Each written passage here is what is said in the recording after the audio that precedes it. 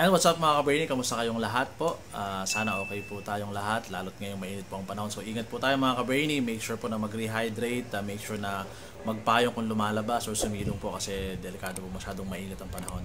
So anyways, maiba naman tayo po no, ng setup, yung regular video na ginagawa natin sa mga vlog natin. So ngayon naisip ko po na mag-share naman sa inyo ng personal opinion ko and perspective na rin. Dahil may nabasa po ako lately regarding sa sentiment and frustration na rin po ng isang ka-Brainy natin na regarding nga po sa reality na sobrang hirap makapasok sa aviation industry dito sa Pilipinas. Mataas yung requirements, naghahanap ng experience, 1 to 2 years minimum na yon, and of course yung pinaka-alam ng karamihan which is yung mababang sahod nga po. So gusto ko i-share sa inyo yung personal na opinion ko regarding this kasi I have experienced this firsthand, personal mismo na na-experience ko po yung ganitong scenario. Kaya nga po nag-comment din ako doon. Sabi ko nga po is talagang nagigets ko yung sentiment ni sir or ma'am kasi nga talagang doon po ako dumaan. So, just a little bit of background po, no? It took me 8, almost 9 years bago makabalik sa aviation. So, after I graduated po, hindi ako agad nakapagkuha ng license. Although I tried na mag-exam pero hindi agad natapos kasi I have to do this and that. Nagtrabaho po ako sa call center.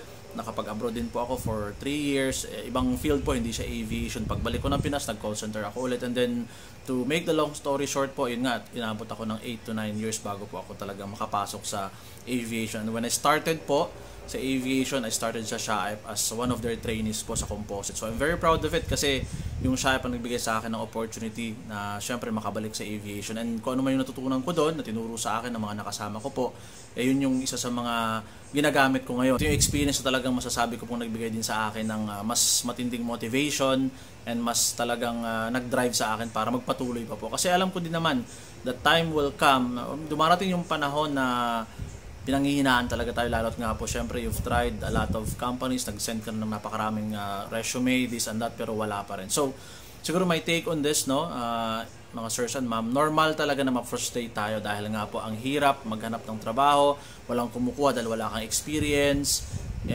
kumaga naisip mo na lahat ng possibilities, pero the reality mga ka-Brainy, no, ganun talaga po. So siguro may advice sa lalo sa mga new breed po, sa mga sumusubok pa lang mag-apply is talagang wag lang po tayo sumuko. Of course, it's easy said and done. Sabi nga nila, madaling sabihin na wag sumuko, pero pag ikaw mismo naka-experience, ay mahirap din talaga siya pangatawanan. Pero mind you, no, mga sirs and ma'am, na ang kailangan mo lang talagang gawin mga ka-Brainy, no, is magpatuloy lang talaga. Kung nakapag-send ka na ng 100 na resume, gawin mo itong 200, 300 hanggang umabot pa siguro ng 1,000. Kung nakapag-send ka na ng resume sa company na yun for the past 2 months or 3 months, mag-send ka ulit. Kasi malay mo, syempre, natatabunan yung mga application mo. So mag-send ka lang. Besides, email naman po. And wag din po natin limitahan yung mga sarili natin sa pag-apply. Gaya nga po na sinasabi ko lagi.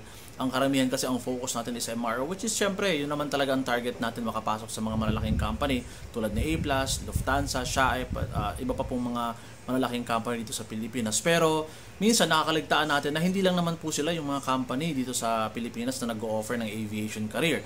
Unang-una syempre nandyan ang General Aviation. Meron sa Manila, meron sa ibang lugar, yung GenAv na tinatawag natin. So why not na subukan din po natin mag-apply sa GenAv. And sa GenAv po, hindi lang naman small aircraft. Meron din naman syempre yung medyo malalaking aircraft. Meron din po para sa rotary, yung mga helicopter natin. Iba't ibang field, kumbaga, iba't iba yung environment. And gaya din sa MRO, hindi lang naman nakafocus sa aircraft mechanic. Again, sabi nga po natin, no, mga sirs and ma'am, kung wala pa pong opportunity as an actual aircraft mechanic na talagang gusto ng lahat, syempre ng mga graduate po ng AMT, why not subukan po natin yung ibang position, yung ibang approach, kumbaga. So, nandyan nga po, pwede ka sa operation support. Apply mo yung mga warehouse staff, mag-apply ka as tollkeeper. Marami namang mga shops, both MRO and even po sa GenAv natin. So, kumbaga, kailangan lang natin sabi nga, think outside the box. Mag-isip tayo ng ibang approach kasi baka yung gusto natin na aircraft mechanic as of the moment hindi pa talaga laan para sa atin. Baka kailangan pa nating paghusayan pa, kailangan pa nating mas kumbaga i-improve yung knowledge and skills natin. And itong mga position na to, mga entry-level position na to, definitely malaking tulong po sa career natin kasi yun yung huhubog dun sa interest mo, dadagdag sa knowledge mo, dadagdagan yung skills mo. So why not hindi po ito yung maging approach natin? Again mga ka-Brainy, as far as yung sahod naman, given talaga yan. Sinasabi na yung trabaho po sa aviation ang pinakamalaking sahod dito sa Pilipinas, highest paying job. Pero ako na mismo nagsasabi sa inyo mga ka-Brainy, hindi po yan totoo. And I have experienced that no mga ka-Brainy, pero sabi nga po natin natin kapag nagsisimula pa lang tayo sa trabaho, regardless kung ano man pong field yan, normal lang po na mababa pa yung sahod natin. Kasi the more na nagkaka-experience tayo, the more na lumalawak yung knowledge, yung kaalaman natin, yung skills, yung diskarte natin, syempre, mas lalong nagiging, kumbaga, in demand tayo. So, kumbaga, kapag nag-apply ka ng trabaho, kapag marami kang mai-offer sa company, most likely, malaki din at tataas syempre yung i-offer sa yung trabaho. So, for now, kung tayo po ay nasa entry-level position pa lang, o kaya naghahanap pa lang ng mapapasukan trabaho, wag muna natin isipin yung sahod. Okay? Alam naman natin importante ang pera, pero wag muna natin isipin yan, wag natin gawing maging hindrance, kumbaga, maging yan yung pumigil sa'yo para i-pursue yung career, kasi iniisip mo agad, mababa yung sahod, hindi kaya yung bond na sinasabi natin. So sa mga MTP or nag-a-apply ng MTP, merong 5 to 7 years. So iniisip natin agad, ang tagal ng 5 taon, ang tagal ng 7 taon. So kung yan yung mindset natin, definitely mahirapan po talaga tayo sa trabaho. So again, kailangan wag natin limitahan yung sarili natin.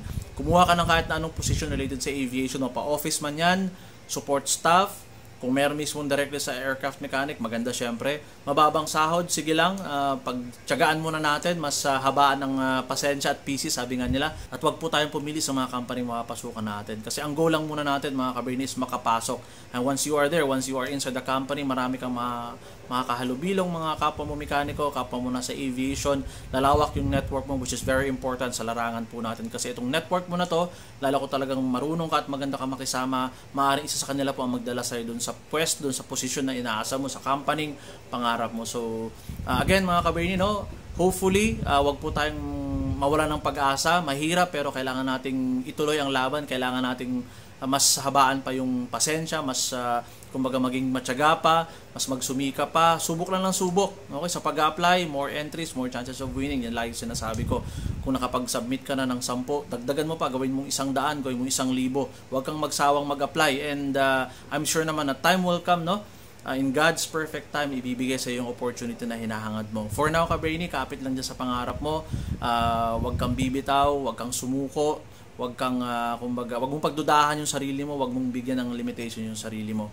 And I wish you good luck, ka-brainy. I pray and hope syempre na makuha mo na yung pangarap mong trabaho, and I wish you nothing but success. Hopefully mga ka-brainy, makatulong po itong video na to kahit papaano, lalo po dun sa mga ka-brainy natin na merong kaparehong scenario, merong kaparehong sitwasyon.